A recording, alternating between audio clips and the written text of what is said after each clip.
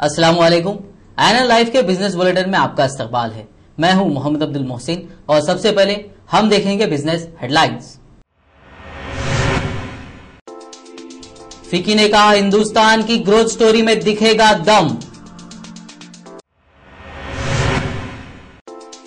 नौकरियों को लेकर हुकूमत के सामने है बड़ा चैलेंज। रिलायंस के शेयर ने संभाला बाजार, सेंसेक्स लाल निशान में बंद। और सोने के गहने अब होंगे मजीद महंगे, हुकूमत ने बढ़ाई इंपोर्ट ड्यूटी। अब खबरें तफसील से। हिंदुस्तान की ग्रोथ स्टोरी आने वाले वक्त में भी बनी रहेगी। इंडस्ट्री बॉडी फिकी ने ग्रोथ से जुड़ी एक रिपोर्ट मेगा ट्रेंड्स 2020 जारी की है। फिकी के मुताबिक अगर रिपोर्ट में जिक्र की गई बातों पर सही तरीके से अमल किया गया तो आने वाले कुछ सालों में हिंदुस्तान एनर्जी और पावर जैसी जरूरतों को खुद ही पूरा कर सकेगा। हिंदुस्तान की ग्रोथ स्टोरी दूसरे ममालिक के मुकाबले काफी बेहतर है, ये फिकी की रिपोर्ट मेगा ट्रेंड्स 2020 का मानना है। फिकी ने यह रिपोर्ट दिल्ली में जारी की, जिस मौके पर commerce and industry minister Jyotiraditya Scindia भी मौजूद थे। ज्योतिरादित्य ने मेगा ट्रेंड्स 2020 से सहमति जताते हुए कहा कि उनकी मिनिस्ट्री रिपोर्ट में दिए गए पॉइंट्स पर काम करने के लिए तैयार है। मेगा ट्रेंड्स 2020 में उन 6 ग्लोबल मेगा ट्रेंड के बारे में बताया गया है जो आने वाले 10 सालों में हिंदुस्तान को तरक्की के रास्ते पर आगे ले जाएंगे। इनमें मुल्क की माशी तरक्की से जुड़ी पॉलिसी, एनर्जी रिसोर्सेज के बेहतर इस्तेमाल, बेरोजगारी दूर करने के लिए जदीद तरीन टेक्नोलॉजी के इस्तेमाल, एजुकेशन सिस्टम में शफाफियत और ग्लोबलाइजेशन की बात की गई है। फिकी के मुताबिक रिपोर्ट पर काम करने से काफ़ी हद तक हिंदुस्तान को एनर्जी के मसले का हल मिल सकता है। फिकी की ये रिपोर्ट हिंदुस्तान में तेज़ तरक्की के वसी इम्कानात पर फोकस करती है, साथ ही इस बात की ज़रूरत भी बताती है कि तरक्की से जुड़े तमाम मुद्दों पर ठोस कदम उठाए जाएं ताकि इंडिया की ग्रोथ स्टोरी में कोई रुकावट नहीं आए। Business bureau, NL life. Hindustan की इक्तिसादी तरक्की की शरह अभी और गिर सकती है। वजीर खजाना प्रणब मुखर्जी ने आगाह किया है कि तरक्की की शरह 7% से भी नीचे जा सकती है, जबकि एक साल पहले हिंदुस्तान की तरक्की की शरह 8.5% थी। अगले 2-3 महीने मईशत के लिए मुश्किल भरे हो सकते हैं। वजीर खजाना के मुताबिक साल 2011-12 में हमारी तरक्की की शरह 7% के आसपास या उससे भी नीचे जा सकती है। उन्होंने ये भी कहा कि मरकजी हुकूमत को अपना खर्च चलाने के लिए काफ़ी रकम चाहिए, जो एक फिक्र का मौजू है, लेकिन प्रणब मुखर्जी को रिजर्व बैंक से काफ़ी उम्मीदें हैं। उन्होंने कहा कि रिजर्व बैंक अपनी अगली बैंक पॉलिसी में अफरात ज़र की शरह को काबू में रखने और रोजगार बढ़ाने में तवाज़ुन पर तवज्जो देगा। उन्होंने कहा कि आमदनी घाटे को जीडीपी के 4.6% पर बनाए रखना बहुत बड़ी चुनौती है। सब्सिडी बढ़ाने और सरकारी कंपनियों का डिसइन्वेस्टमेंट ना हो पाने की वजह से ये बहुत मुश्किल होता जा रहा है। Business bureau, NL life.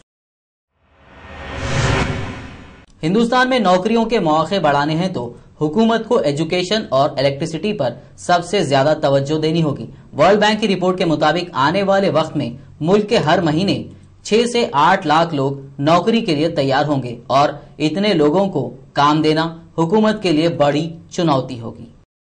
आपको सुनकर यकीन नहीं होगा, लेकिन पिछले 10 सालों में हिंदुस्तान और उसके पड़ोसी ममालिक ने हर महीने 8 लाख नौकरियां पैदा की हैं। वर्ल्ड बैंक की जारी रिपोर्ट के मुताबिक न सिर्फ नौकरियां बढ़ी हैं, बल्कि लोगों के तनख्वाह में भी इजाफा हुआ है। इन ममालिक में यह इजाफा ग्रोथ में तेजी की वजह से हुआ है। वर्ल्ड बैंक के मुताबिक आने वाले वक्त में हिंदुस्तान में हर महीने करीब 6 से 8 लाख काम करने वाले लोग बढ़ेंगे और इनको काम देने के लिए हुकूमत को एजुकेशन और इलेक्ट्रिसिटी पर ध्यान देना होगा। इंडस्ट्री के मुताबिक अगर हुकूमत प्रोजेक्ट को मंजूरी देने में देरी ना करे तो और आसानी से नौकरियां मिलेंगी। वर्ल्ड बैंक का कहना है कि हिंदुस्तान में लेबर कानून में बदलाव के साथ ही लोगों की स्किल में भी इजाफा करना होगा, तभी बड़ी तादाद में लोगों को अच्छी नौकरियां मिल पाएंगी। Business bureau, NL life. Power कंपनियों की अहम परेशानी ईंधन की है। कोयले और गैस की किल्लत की वजह से आधे से ज्यादा नए प्लांट तैयार नहीं हो पा रहे हैं और जो प्लांट पहले से मौजूद हैं उनमें से 75% के पास एक हफ्ते से भी कम दिन के कोयले का स्टॉक रहता है। रतन टाटा, अनिल अंबानी, अनिल अग्रवाल, नवीन जिंदल, सज्जन जिंदल और गौतम अदानी समेत इंडस्ट्री के तमाम माहिरीन आज वजीर आजम मनमोहन सिंह के साथ मुलाकात करेंगे। इजलास में पावर कंपनियों की परेशानियों और नए पावर प्लांट के लिए कोयला और गैस की सप्लाई की गारंटी पर बात की जाएगी। वहीं इन माहिरीन को वजीर आजम की जानिब से खस्ता हाल पावर कंपनियों को कुछ राहत मिलने की उम्मीद है। हुकूमत ने 12वें पंसाला मंसूबे में 1 लाख मेगावाट नई सलाहियत जोड़ने का हदफ रखा है और इसका सारा दारोमदार होगा पावर कंपनियों पर। पावर सेक्टर में पावर कंपनियों की हिस्सेदारी 33% से बढ़ाकर 50% किया जाना है, लेकिन कंपनियां पावर सेक्टर में तब तक सरमायाकारी नहीं बढ़ाना चाहती हैं जब तक उन्हें ईंधन की फरहमी की गारंटी नहीं दी जाए। Business bureau, ANN live. Power कंपनियों के इजलास में वजीर कोयला श्री प्रकाश जायसवाल ने कहा कि कोयले की कीमतों में ज्यादा इजाफा नहीं किया जाएगा। नए फॉर्मूले के तहत कोयले की कीमत ज्यादा बढ़ी है, ऐसे में कोयले की कीमतों में कमी की हिदायत दी गई है। श्री प्रकाश जायसवाल के मुताबिक कोल इंडिया के मुलाजिमीन की तनख्वाह में इजाफे के बावजूद कोयले की कीमतों में इजाफे का मंसूबा नहीं है। इसके अलावा पावर कंपनियों को ईंधन सप्लाई एग्रीमेंट 50% से बढ़ाकर 7% करने पर गौर किया जा रहा है। वाज़ेह है कि अभी कोल इंडिया पावर कंपनियों को 50% सप्लाई की गारंटी देती है। कोयले की कीमतों में इजाफा नहीं करने की खबरों से कोल इंडिया के शेयर में आज इजाफा दर्ज किया गया। Business bureau, ANN live. Power कंपनियों के सरबराहों ने वजीर पेट्रोलियम जयपाल रेड्डी से आज मुलाकात की। इजलास में गैस की सप्लाई यकीनी बनाने पर बात की गई। इजलास से पहले वजीर पेट्रोलियम ने माना कि मुल्क में गैस की कमी है और इस मुश्किल से निपटने के लिए वो सुझाव मंगाएंगे। साथ ही गैस का मुद्दा ईजीओम को भेजा जाएगा। इसके अलावा पावर सेक्टर के खिलाड़ियों ने प्लानिंग कमीशन के रुकन BK चतुर्वेदी से भी मुलाकात की। Business bureau, ANN live. मुल्क की सबसे बड़ी प्राइवेट कंपनी रिलायंस इंडस्ट्रीज अपने शेयर खुद खरीदने की तैयारी में है। बताया जाता है कि 20 जनवरी को कंपनी अपनी तीसरी तिमाही के नतीजे ऐलान करेगी। इस खबर के बाद कंपनी के शेयर में उछाल देखा गया और उम्मीद है कि ये शेयर और आगे भी बढ़ेंगे। मुकेश अंबानी की इस कंपनी के शेयर 2-3 सालों से अच्छा परफॉर्मेंस नहीं कर पा रहे हैं और उसके सरमायादार मायूस हैं। इसीलिए अंबानी कंपनी के शेयर खुद खरीदने का ख्याल बना रहे हैं। अभी ये साफ नहीं है कि कंपनी कितने में अपने शेयर खरीदेगी। इस वक्त एक शेयर की कीमत तकरीबन 750 के आसपास है। सितंबर महीने में रिलायंस इंडस्ट्रीज के पास 61,490 करोड़ रुपए का नकद सरमाया था। इसीलिए यह मुल्क की सबसे कीमती कंपनी मानी जाती है। बाजार के जानकारों के मुताबिक रिलायंस के शेयर काफी दिलकश सतहों पर हैं और इन्हें खरीदना समझदारी ही होगी और रिलायंस ऐसा मौका हाथ से जाने नहीं देगी। रिलायंस इंडस्ट्रीज ने साल 2005 में भी ऐसा ही किया था। हालांकि अभी तक ये साफ नहीं है कि इस बार कंपनी कितने में ये शेयर खरीदेगी। Business bureau, ANN live. बैनुल अक़वामी बाजारों में कमजोरी से हिंदुस्तानी शेयर बाजारों ने आज सुस्त शुरुआत की। दिन भर महदूद दायरे में रहने के बाद अख्तिताम पर बाजार लाल निशान में ही बंद हुए। आज बाजार पर बिकवाली का ही दबाव दिखा। सुस्त बैनुल अक़वामी बाजारों की वजह से बाजार सपाट खुले। शुरुआती कारोबार में ही सेंसेक्स निफ्टी लाल निशान में पहुंच गए। बाजार आज एक महदूद दायरे में उतार चढ़ाव करते नजर आए। दोपहर में बाजार संभलते नजर आए, लेकिन वजीर पेट्रोलियम के साथ पावर इंडस्ट्री के इजलास में अहम फैसले ना लिए जाने से बाजार फिर फिसल गए। यूरोपीय बाजारों से भी कमजोर इशारे मिलने की वजह से घरेलू बाजार में जोश नहीं लौटा और सेंसेक्स निफ्टी दिन के निचले सतहों तक चले गए। कारोबार के आखिर घंटे में भारी उठापटक दिखी। सेंसेक्स थोड़ी देर के लिए हरे निशान में लौटा, लेकिन बाजार गिरावट पर ही बंद हुए। आज के कारोबार का हीरो रिलायंस इंडस्ट्रीज रहा। बायबैक की खबरों की वजह से रिलायंस इंडस्ट्रीज के शेयर 5% चढ़े। रिलायंस इंडस्ट्रीज में आई तेजी की वजह से ऑयल एंड गैस शेयर 2.5% इजाफे पर रहे। रियलिटी शेयरों में आधे फीसद की मजबूती आई। Metal, IT, capital goods, technology share 2.5 से 2% गिरे। बैंक, ऑटो और सरकारी कंपनियों के शेयर में 1.5 से आधे फीसद की कमजोरी आई। मजबूती पर शुरुआत करने वाले पावर शेयर 1.25% गिरकर बंद हुए। FMCG, हेल्थकेयर और कंज्यूमर ड्यूरेबल शेयर भी नीचे लुढ़क गए। सेंसेक्स के शेयरों में HDFC Bank, ONGC, Hero MotoCorp, DLF, SBI, HDFC, Tata Power 0.25 से 1% इजाफे पर रहे, जबकि Tata Steel, Coal India, M&M, BHEL, Wipro, TCS, ICICI Bank 4 से 2% टूटे। वहीं इन्फोसिस, L&T, NTPC, टाटा मोटर्स, सिप्ला, गेल 0.2 से 1.5% कमजोर हुए। बाजार के इख्तिताम पर सेंसेक्स 14 पॉइंट गिरकर 16,451 और निफ्टी 11 पॉइंट गिरकर 4,956 पर बंद हुए। Business bureau, ANN live. रुपए में मजबूती का दौर जारी है। अमेरिकी डॉलर के मुकाबले रुपया 51 रुपए 41 पैसे की सतह पर बंद हुआ और कारोबार के दौरान रुपए में करीब 32 पैसे की मजबूती आई है, जबकि मंगल के रोज रुपया 51 रुपए 73 पैसे पर बंद हुआ था। अब बात क्रूड ऑयल की। कच्चे तेल में खरीदारी का रुख है। एमसीएक्स पर कच्चा तेल 1.25% की तेजी के साथ 5,122 रुपए के सतह पर दर्ज हुआ, जबकि सोने चांदी में कमजोरी देखी गई। एमसीएक्स पर सोना 0.5% गिरकर 27,441 रुपए पर है और चांदी हल्की गिरावट के साथ 53,170 रुपए के सतह पर दर्ज हुई। अगर अभी तक आपने शादी की खरीदारी नहीं की है तो आपके लिए एक बुरी खबर है। सोने चांदी में गिरावट का इंतजार मत कीजिए, क्योंकि अब ये और महंगे हो जाएंगे। मरकजी हुकूमत ने सोना, चांदी और प्लैटिनम जैसे कीमती मेटल्स पर इंपोर्ट ड्यूटी में इजाफा कर दिया है। हालांकि इसे कारोबारी नुकसान कम करने की एक कोशिश के तौर देखा जा रहा है, लेकिन इससे गहनों की ऊंची कीमतों की मार से जूझ रहे सारिफीन की जेब और ढीली हो जाएगी। हुकूमत के जरिए मंगल को जारी नोटिफिकेशन के मुताबिक सोने का इंपोर्ट 2% और चांदी पर 6% इंपोर्ट ड्यूटी मुकर्रर की गई है।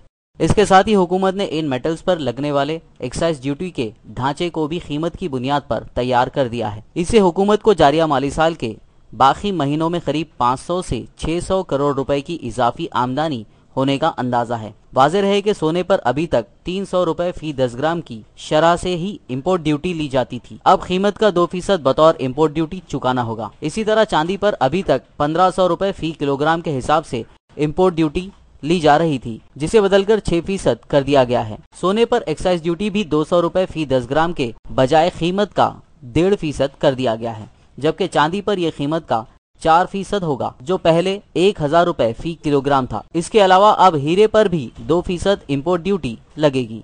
जानकारों का कहना है कि ज्वेलर लागत में इस इजाफे को रिटेल सारिफीन पर ही डालेंगे। हालांकि इससे मांग पर ज्यादा असर होने के इम्कान कम है, क्योंकि सोने के दाम में वैसे ही रोजाना 1 से 5% तक का उतार चढ़ाव होता रहता है और ड्यूटी की वजह से बढ़ने वाली कीमत को भी सारिफीन कीमतों में इजाफे की तरह समझ लेंगे। हाँ, इससे घरेलू बाजार में कीमतों में और इजाफा होगा। Business bureau, NL live. Aviation sector में बैरूनी एयरलाइंस के लिए 49% सरमायाकारी का रास्ता जल्द खुल सकता है। वजीर शहरी हवाबाजी अजीत सिंह का कहना है कि घरेलू एयरलाइंस में 49% एफडीआई पर कैबिनेट नोट जल्द भेज दिया जाएगा। एविएशन सेक्टर की हालत सुधारने के लिए वजीर खजाना और वजीर शहरी हवाबाजी के बीच अहम इजलास हुआ। इस इजलास में घरेलू एयरलाइंस में बैरूनी एयरलाइंस के लिए 49% सरमायाकारी का रास्ता खोलने पर इत्तेफाक बन गया है। एविएशन सेक्टर की तकरीबन सभी कंपनियों ने हुकूमत के इस फैसले का खैर मकदम किया है। स्पाइसजेट के फाउंडर अजय सिंह का कहना है कि हुकूमत का एविएशन सेक्टर में 49% एफडीआई के फैसले का वो इस्तकबाल करते हैं। हुकूमत के इस कदम से एविएशन सेक्टर में माहिरीन और सरमाए का सैलाब आएगा। इसके अलावा एविएशन सेक्टर को खर्च घटाने के लिए एटीएफ को सीधे इंपोर्ट करने के कदम की काफी ज्यादा जरूरत है। डेक्कन चार्टर के एमडी कैप्टन जीआर गोपीनाथ का कहना है कि 49% एफडीआई से एविएशन इंडस्ट्री को फायदा होगा, लेकिन 49% एफडीआई किंगफिशर एयरलाइंस के लिए ज्यादा मददगार साबित नहीं होगा। दरअसल किंगफिशर पर खर्च का बोझ ज्यादा होने की वजह से कंपनी को खर्च के जाल से बाहर निकलने में काफी वक्त लगेगा। हिंदुस्तान में बड़े पैमाने पर हवाई मुसाफिरों की तादाद से बैरूनी एयरलाइंस का हिंदुस्तान में रुझान बढ़ेगा। गोएर के सीईओ जॉर्जियो डी रॉनी का कहना है कि 49% एफडीआई के फैसले से एयरलाइन कंपनियों को मजबूती मिलेगी, लेकिन हिंदुस्तान में हवाई सफर के किरायों को आसान करने की जरूरत है। Business bureau, NL live. Air India के रिस्ट्रक्चरिंग प्लान को फिर धक्का लगा है। दिल्ली में हुए बैंकों के इजलास में एयर इंडिया का 21,000 करोड़ रुपए का रिस्ट्रक्चरिंग प्लान खारिज हो गया है।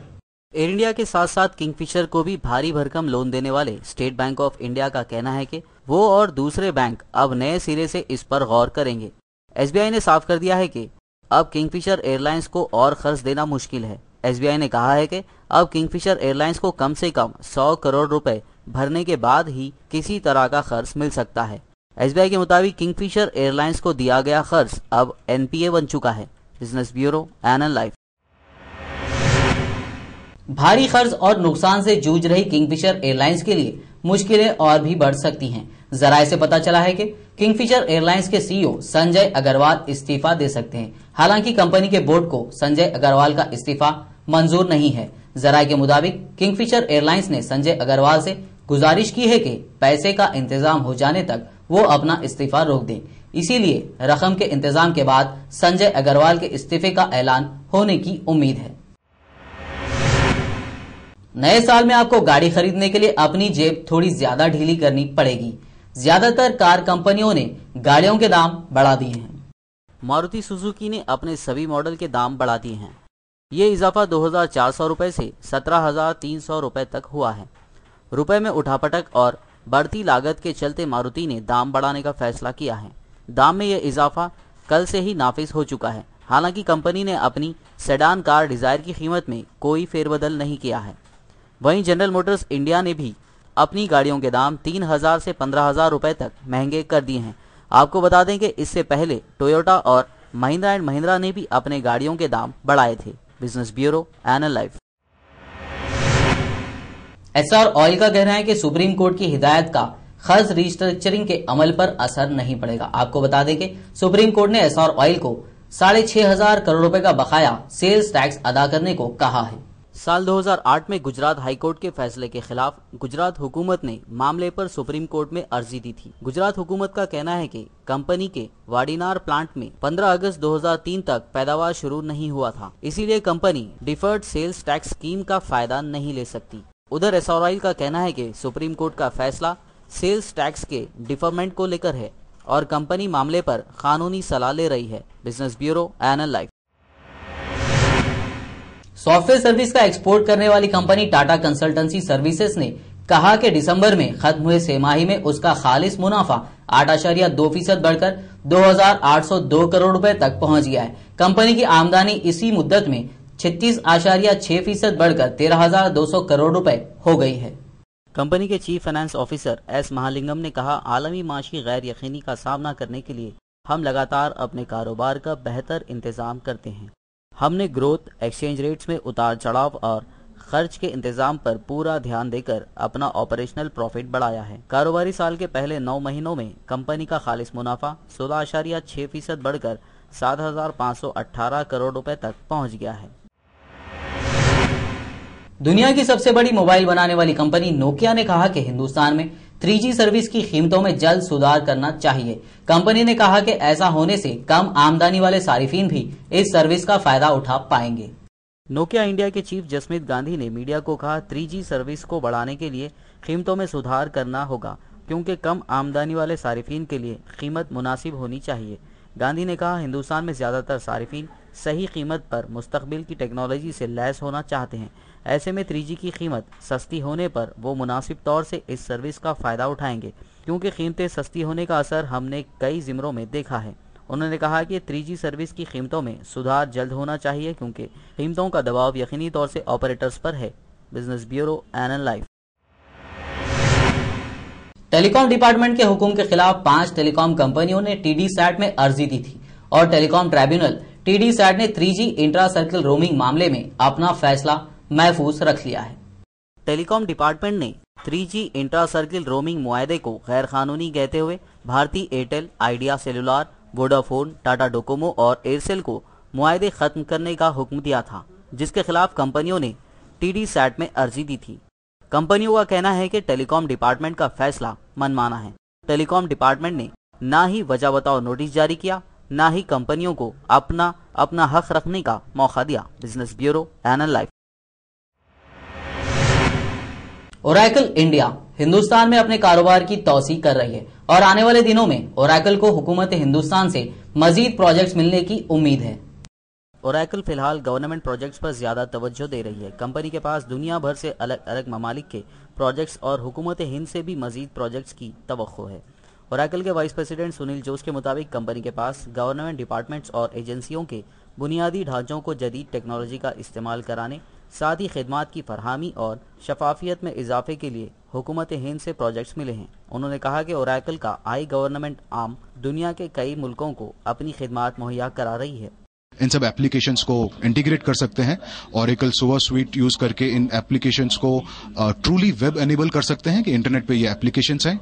ओरेकल एंटरप्राइज क्लास सर्वर्स को यूज करके इनको कंसोलिडेट करके होस्ट कर सकते हैं एक जगह के ऊपर। So that is the first step that we talk about. Second thing that we spoke about is increasing efficiency and transparency in the back office operations. आज बहुत सारी सक्सेस स्टोरीज की बात करी है कि जहां पे कस्टमर्स ने, गवर्नमेंट कस्टमर्स ने हमारी एप्लीकेशंस और टेक्नोलॉजीज डिप्लॉय करी है। जितने भी बड़े प्रोजेक्ट्स हो रहे हैं कंट्री के अंदर, चाहे वो सेंट्रल गवर्नमेंट के हों, चाहे स्टेट गवर्नमेंट के हों, चाहे म्युनिसिपल कॉर्पोरेशंस के हों, चाहे जितने भी मिशन क्रिटिकल प्रोजेक्ट्स हैं, ऑरेकल एंगेज्ड है और गवर्नमेंट काफी कीनली हमें इवेलुएट कर रही है and we are getting success also in different projects. नाजरीन, बिजनेस बुलेटिन में इख्तिताम से पहले हम एक बार फिर नजर डालेंगे बिजनेस हेडलाइंस पर।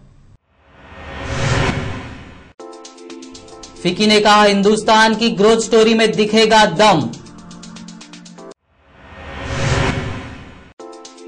नौकरियों को लेकर हुकूमत के सामने है बड़ा चैलेंज।